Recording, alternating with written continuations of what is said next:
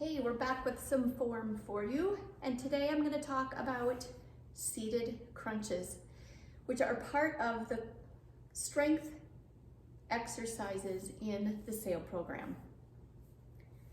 What are we working on when we do a seated crunch? Abdominal muscles.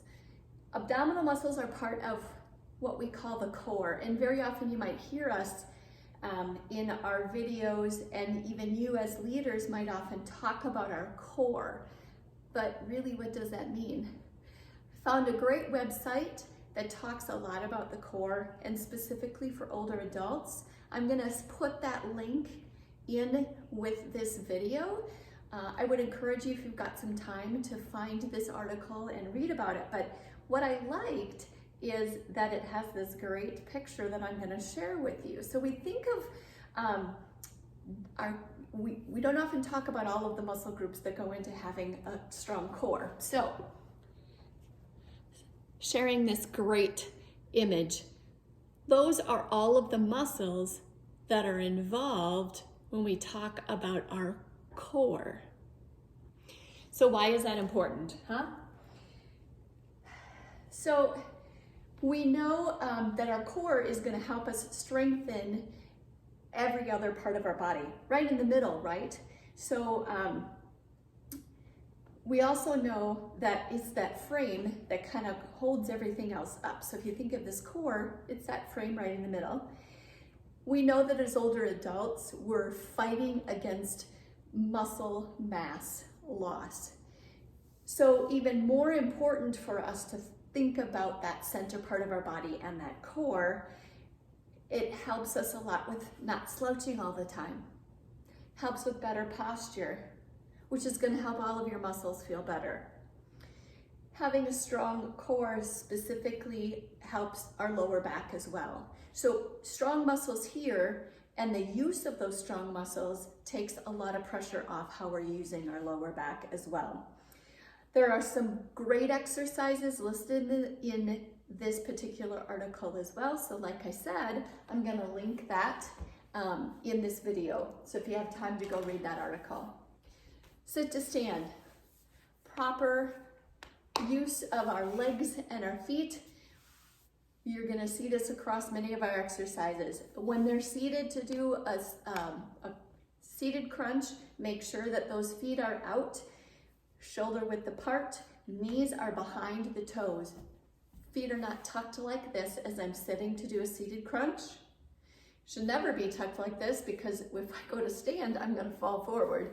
But I think a lot of times we think if we're just doing a seated exercise, we're not paying so much attention to that. But feet out in front of you, make sure those knees are behind your toes. They're not out over your toes.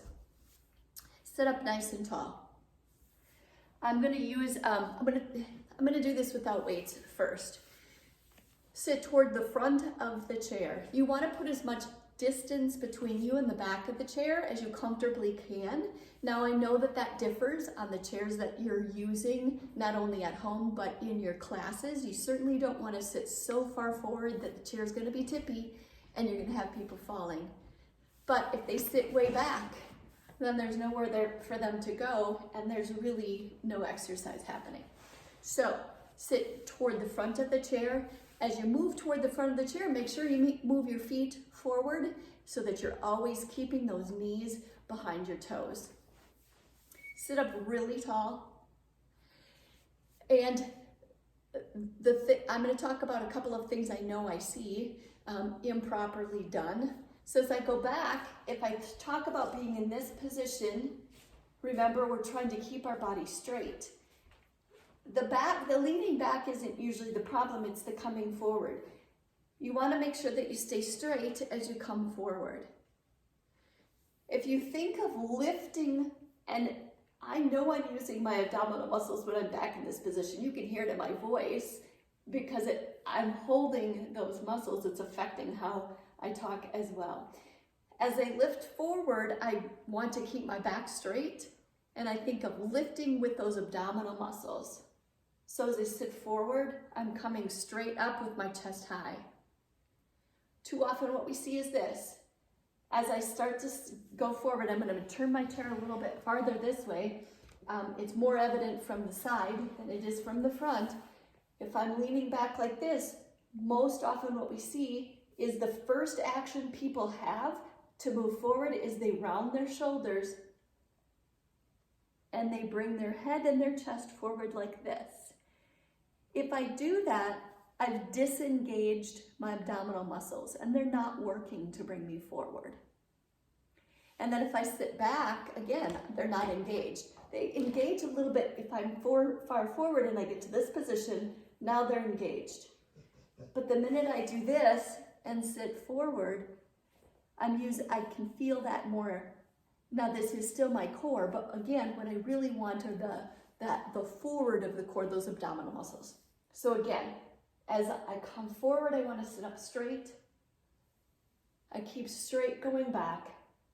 So you almost want to think like there's a board across, straight up and down. I know I even have classes that have some very good visuals and some little tricks they use, rulers, other things to show people how they're keeping their back straight.